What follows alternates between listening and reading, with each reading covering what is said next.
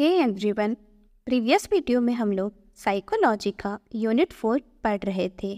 इसमें अभी तक हम लोग मोटिव्स, थ्योरीज ऑफ मोटिवेशन और फ्रस्ट्रेशन इन टॉपिक्स को कंप्लीट कर लिए हैं। इनका जो वीडियो है आपको डिस्क्रिप्शन बॉक्स में मिल जाएगा, आप जाकर वहाँ से इन वीडियोस को देख सकते हैं। आज के वीडियो में हम लोग एक नया टॉपिक कॉन्फ्लिक्ट स्टार्ट करेंगे। सबसे पहले देखते हैं definition of conflict. Conflict means a painful emotional state which results from a tension between opposed and contradictory wishes. In general term हम conflict को क्या बोलते हैं? मतभेद। मतभेद मतलब दो मत हो गए, उसके बीच में क्या हो रहा है? डिफरेंस क्रिएट हो रहा है। सिमिलरली यहाँ डेफिनेशन में भी लिखा है कि ये एक क्या है? पेनफुल इमोशनल स्टेट है। हमको अच्छा महसूस नहीं होता है जब हम किसी कॉन्फ्लिक्ट में होते हैं।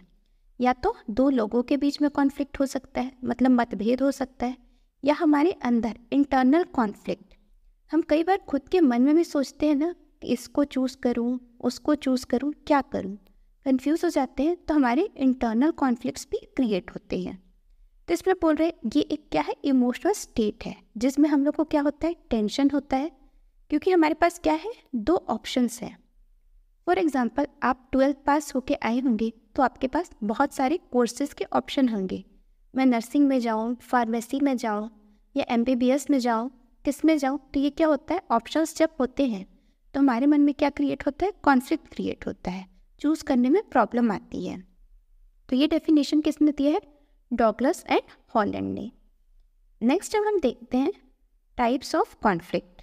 तो 4 टाइप्स के कॉन्फ्लिक्ट होते हैं: approach conflict, avoidance approach conflict, approach avoidance conflict और multiple approach avoidance conflict. One by one हम इनको डिटेल में समझते हैं। सबसे पहले हम देखते हैं अप्रोच कॉन्फ्लिक्ट।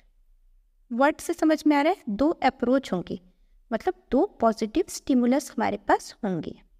इसमें लिखा है approach conflict occurs when a person is forced with two attractive alternatives while one of them can be selected.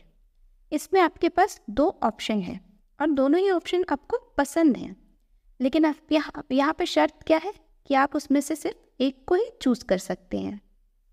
जैसे आपके सामने दो मिठाई प्रेजेंट कर दी गई, रसगुल्ला और काजू बर्फी, आपको दोनों ही पसंद है, पर यहाँ पे शर्त क्या है कि आप सिर्फ एक को खा सकते हैं। तो वहाँ पे थोड़ा सा कॉन्फ्लिक्ट अराइज होगा ना कि मैं किसको चूज़ करूँ। पर ये तो हमारी बहुत छोटी सी प्रॉब्लम हो गई, पर अगर रियल लाइफ सिचुएशन में ऐसी बड़ी प्रॉब्लम अराइज होती है तो इससे क्या होगा? उनको थोड़ा दिक्कत जाएगा, पर फिर भी ये क्या है? इजी टू रिजॉल्व है, क्योंकि दोनों ही चीज़ें हमको पसंद है। तो कंफ्यूज तो हो रहे हैं लेकिन ज़्यादा दिक्कत नहीं आ रही है। तो नेक्स्ट है हमारा, पर यहाँ पे एक और चीज़ बोला गया है कि अगर ये कॉन्फ्लिक्ट ईजिली रिजॉल्व तो हो जाते हैं, लेकिन कई बार ऐसा होता है कि हम अगर एक चीज़ को सिलेक्ट कर रहे हैं तो हमको दूसरे वाले को गिव अप करना पड़ेगा। तो उस कंडीशन में हमको फिर चूज़ करने में दिक्कत जाती है। तो ये हो गया हमारा अप्रोच कॉन्फ्लिक्ट। नेक्स्ट है हमारा अवॉइडेंस कॉन्फ्लिक्ट। वर्ड अवॉइडेंस से समझ में आ रहा है कि जो दोनों ही स्टिमुलस हैं वो कैसे अनअट्रैक्टिव है, हमको दोनों ही चीज़ें नहीं पसंद है। हम दोनों सिचुएशन को जब अवॉइड करना चाहते हैं तब हमारे सामने इस तरीके की कॉन्फ्लिक्ट अराइज होती है। इसमें लिखा है avoidance conflict arises when a person faces to undesirable situation and avoidance of one forces exposure to other. आपको दोनों ही चीज़ें पसंद नहीं है, लेकिन क्या है, अगर आपने एक चीज़ को अवॉइड किया तो आप दूसरे के सामने पहुंच जाते हो। बोलते हैं ना, एक तरफ कुआं है एक तरफ खाई है, मतलब अगर आप कुएं की तरफ नहीं जा रहे हो तो आप खाई में गिरोगे, और अगर खाई की तरफ नहीं जा रहे हो तो कुएं में गिरोगे। यहाँ पे सेम सिचुएशन है। जैसे कि एग्जांपल के लिए, a woman trying to choose between continuing an unwanted pregnancy and getting an abortion done. For example, कोई जो वुमेन है वो प्रेग्नेंट हो गई है, बट उसको उस टाइम पे क्या है? बेबी नहीं चाहिए था, तो अब वो कन्फ्यूज रहेगी।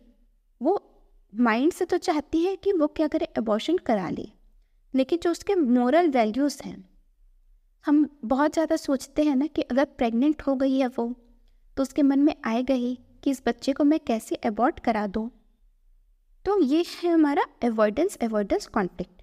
वो दोनों ही केस नहीं चाह रही है, वो बच्चे को अबॉर्ट कराना भी नहीं चाहती है, पर उसको अभी बच्चा चाहिए भी नहीं। नेक्स्ट है हमारा अप्रोच अवॉइडेंस कॉन्फ्लिक्ट।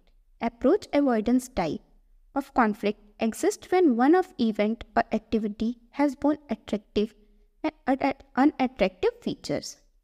ये तब अराइज होता है जब हमारे पास क्या है, एक ही अपॉर्चुनिटी है, एक ही स्टिमुलस है, लेकिन उसमें क्या है, कुछ अच्छे फीचर्स भी है और कुछ जो है उसमें नेगेटिव फीचर्स भी हैं।